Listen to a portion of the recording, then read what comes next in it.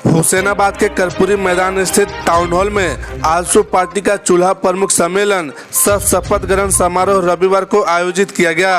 कार्यक्रम की अध्यक्षता पार्टी के जिला अध्यक्ष दिलीप चौधरी ने की, जबकि संचालन दीपक कुमार ने किया। इस अवसर पर झारखंड राज्य के पूर्व उप मुख्यमंत्री और आजसू पार्टी के सुप्रीमो सुदेश महतो ने हुसैनाबाद विधानसभा क्षेत्र में जनता से सीधा संवाद किया। उन्होंने लोगों से सही नेता का चुनाव करने और पढ़े लिखे विधायक को विधानसभा का नेतृत्व सौंपने का आह्वान किया।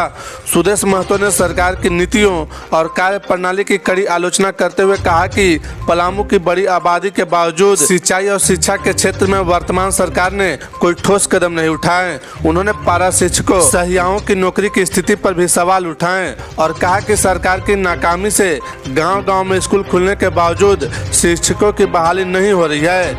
आजसू नेता श्री महतो ने आरोप लगाया कि अंचल कार्यालय में बिना पैसे के कोई काम नहीं होता और सरकार की भ्रष्ट नीतियों की वजह से जनता को परेशानी झेलनी पड़ रही है।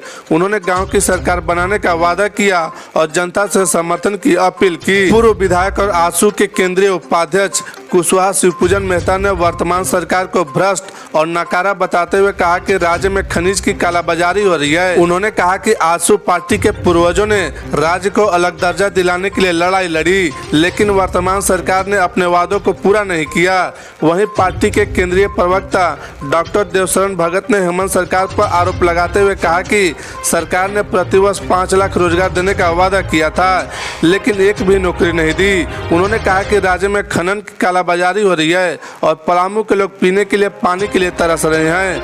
उन्होंने कहा कि हुसैनाबाद में 8000 महिलाओं को पार्टी से जोड़ने का लक्ष्य रखा गया है। समारोह में आजसू के केंद्रीय महासचिव संजय रंजन ने भी अपने विचारों से लोगों को अवगत कराया। कार्यक्रम में आजसू पार्टी के केंद्रीय सदस्य लोकेश कुमार सिंह, अक्षय मेहता, रामराज पासवान, चंदन राम, मुकेश मेहता, हरिनंदन मेहता, दीपक कुमार, सुबोध मेहता, रंजित वर्मा, शशिरंजन बैठा, दिलीप कुमार, दिनेश मेहता, आरपी मेहता, बबलू मेहता सहित हजारों की संख्या में कार्यकर्ता मौजूद थे। इस आयोजन के माध्यम से आजसू पार्टी ने जनता के बीच अपनी उपस्थिति को मजबूत करने का प्रयास किया और सरकार की नीतियों के खिलाफ आवाज उठाई। साथ ही आगामी विधानसभा चुनाव की तैयारी का भी आगाज किया।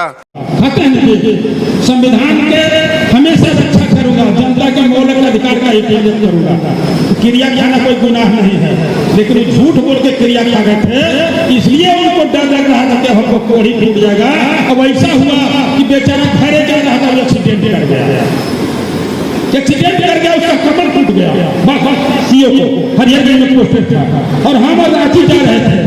हम लोग रांची जा रहे थे तो मागाड़ा सब पीछे तो मागाड़ा सब पीछे जो ढलान बोल है ना, वहीं पर एक्सीडेंट कर गया।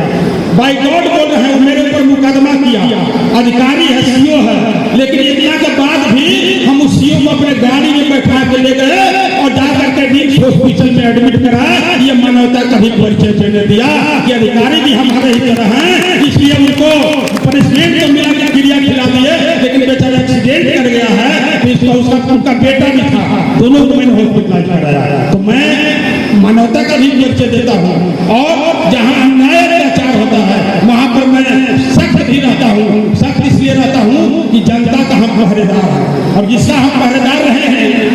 अगर आपके यहाँ कोई पहरेदार है, चौकीदार, तो आपके घर में चोरी होने देगा जी? अरे जिसके घर में चौकीदार है, जिसके घर में पहरेदार है और पहरेदार के रहते चोरी हो गया, तो पहरेदार को रहने का कोई अधिकार है जी? नहीं है पहरेदार को रहने का कोई अधिकार। तो यहाँ तो भ्रष्ट जनप्रतिनिधि जिसको चौकीदार बनाए हैं, कि चौकीदार है चोर। हुसैनाबाद का चौकीदार है चोर और इतना बड़ा चोर कि 168 करोड़ का प्रॉपर्टी जो है अटैच हो गया, ईडी अटैच। इसी पूजन नेता नहीं बोल रहा है, ये पेपर मीडिया बोल रहा है कि 10 फ्लैट गुड़गांव, हरियाणा, दिल्ली, 3 को फ्लैट रांची लग्जरी और 40 को पलामू में फ्लैट और जमीन अलग अलग जगहों पर। ये है हमारे जनप्रतिनिधि। मैं ज्यादा कुछ नहीं कहना चाहूंगा। अब हम अपने तमाम वक्ता साथियों से निवेदन करना चाहूंगा कि आप लोग समानता का अधिकार इसको स्मरण रखते हुए माताएं बहनें जो हमारे बीच आई हुई हैं, इनको मोदी जी ने आरक्षण दिया है, इनको भी मोदी जी ने आरक्षण दिया है। मोदी जी इनको भी आरक्षण दिए हैं कि अब आपको 33% आरक्षण। आप चलिए, अब हम लोग रिसीव करने जा रहे हैं।